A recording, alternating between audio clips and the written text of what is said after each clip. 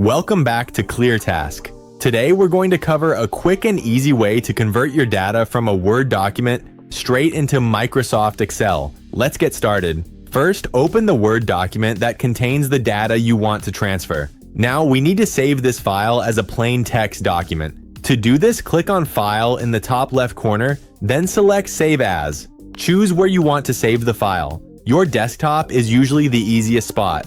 In the Save As Type drop-down menu, select Plain Text. Click Save. A file conversion window will pop up. Just leave the default settings and click OK. You can now close your Word document. Next, open a blank workbook in Microsoft Excel.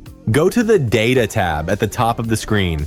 Look for the Get and Transform Data section and click on From Text/CSV. Navigate to your desktop or wherever you saved your file. Select the plain text file we just created and click Import. A preview window will appear showing your data. Simply click Load at the bottom, and there you have it. Your data has been successfully imported from Word into Excel, neatly organized into columns.